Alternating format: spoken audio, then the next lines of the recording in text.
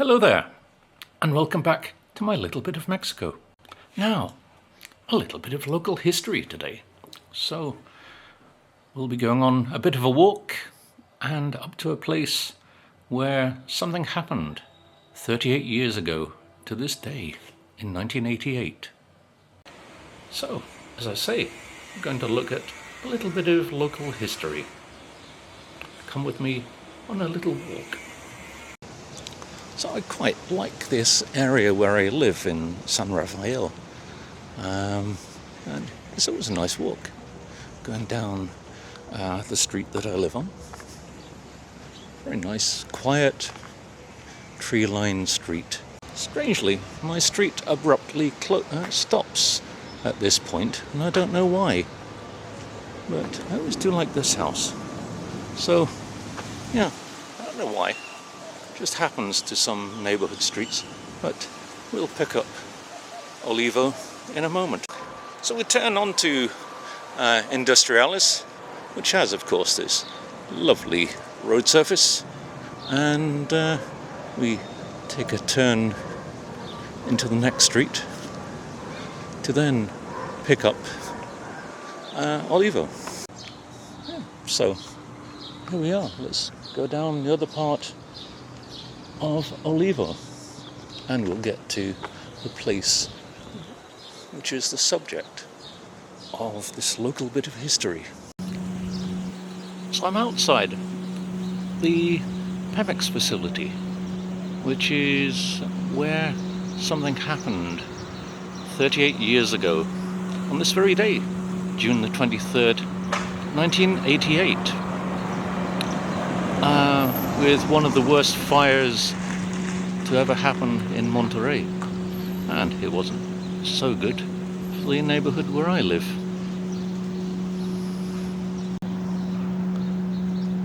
It's a huge place, really. And it kind of starts here and then carries on down to San Rafael. So it's about half a kilometer down to San Rafael. And then from the corner there, it carries on another half kilometer up to another street, one I can't remember, but leads up to Miguel Alemán. So in all, the whole place is 30 hectares in area. It's huge. You wouldn't think anything had happened, really. But it's home to its own social club. It has baseball field and a football field or soccer pitch for American viewers, with the team Los Petroleros, who play here probably every weekend in a local league. But yes, let's walk down to the end and up to where things began. Come with me. So, just like today, it was probably much the same as today. Life going on as usual. Yeah, I say life going on as usual. People selling tacos. Yeah, and life as you see it today. So yes, life probably the same today as it was on that fateful day in 1988. In the morning, people getting on with life as usual, and really, just enjoying life until the afternoon, that is. So, yes, people driving to work, deliveries, people enjoying tacos, and life was unaware what was likely to happen. So, yes, I wonder if the road was very much like this. Of the road there's a repair place, and we're on Calle Principal. Not much longer until we're up to where we need to be. Traffic is nice, buses going along, a knob of a bus driver there, but there's a taco stand that I haven't been to. But apparently it's one of the only ones that has liver and onion tacos. I must visit it. It really is a big place, isn't it? Huge. So, here we are at the place where this disaster happened 38 years ago on the 23rd of June 1988. Most people know this place, especially if you're traveling there on Miguel Alemán to the airport, as the place which has a lovely aroma, because now it is a water treatment place. Yet back in the day when it all happened, this was a distribution place that Pemex had for diesel fuel. How things have changed. So, yes, it did have a couple of large diesel tanks, and apparently what happened was there were a couple of welders doing some work. There was a bit of a spark, and bang, at 2:45 in the afternoon, there was a very large fire. I think a couple of explosions. I think 8-10 people died. Many more were seriously injured. And in the whole area, 20,000 people were evacuated, including the colonia where I live, and also various others around and about. San Miguel, parts of Talavera, and many others. I'm not sure how long the fire lasted for, but it is claimed to be the worst fire that ever happened in Monterrey and around the area. So as I say, 20,000 people, including my neighborhood and San Miguel,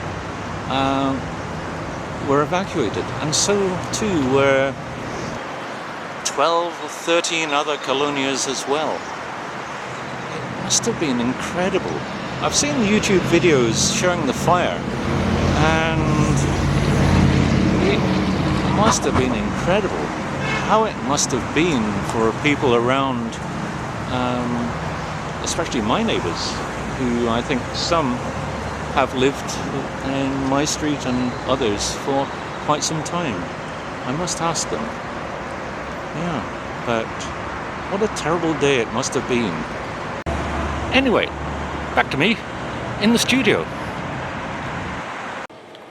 It really is hard to believe that on what seemed like an ordinary quiet day, things would change completely in an instant, in one afternoon, on a day rather like it is today. And to think there was what could be described as a ticking time bomb just half a kilometre from your doorstep. And all of it caused by one piece of carelessness or just a sheer accident, when two welders were working on a tank. A little spark set off such a tumultuous disaster. I mean, there were 3 explosions in the plant. And luckily, only 10 people died, which was kind of surprising.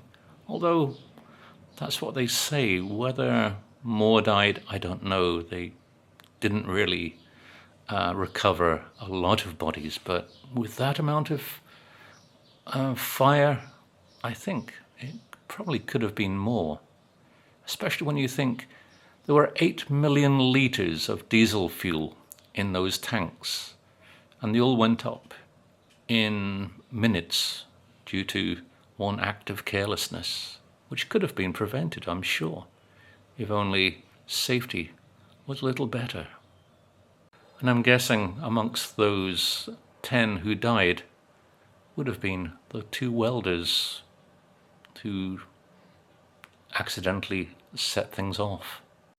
How it must have felt here in my street, because as I say, half a kilometre in that direction is the Pemex plant, and 3 huge explosions which must have rocked the whole area. I mean, windows hundreds of meters away from the impact area just shattered. So I wonder how people felt. Must have been terrifying. I mean, how you must have felt on such a day, I don't know. But I would have been pretty frightened, as everybody else must have as well. And as I said, 13 colonias were evacuated, not just San Rafael, but in Talavera, San Rafael, Nueva Linda Vista, and also roads were closed. Obviously, Miguel Alemán, it runs just by the side, but also Ruiz Cortinas, which is over in that direction, as well as Morones Prieto, which is kind of a fair distance away, but traffic was halted during that time. And apparently the fire burned for 2 days, and black smoke could be seen across the whole of Monterrey. The smoke almost made its way to the Cerro de la Silla. It was such a big fire. As I say, many were evacuated, and some fled from Monterrey up to the border, up to Texas, because like with what happened in the explosion in Guadalajara in 1992, many people were scared that there could have been pipelines belonging to Pemex underneath Monterrey. And so what could have happened if that was so? Because you do see many warnings that there are pipelines belonging to Pemex in certain areas. And why is it that Pemex are so careless? I mean, you think of what happened at this plant here in San Rafael, then what happened in Guadalajara, and I think there have been many other instances when Pemex have been involved in various disasters, yet they never get chastised for it by the government. Well, they never used to. I don't know if it's any different these days. Thankfully, there hasn't been a similar thing happen, as far as I know, in other parts of the country recently.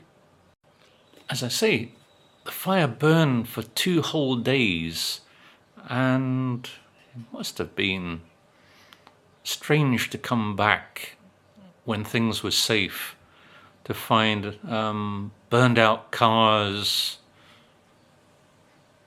your window glass melted due to the extreme heat, especially on the avenue which is just opposite the Pemex plant. The heat must have been incredibly intense. And to come back and find your whole street covered in ash, it must have been rather like returning to Pompeii, I guess.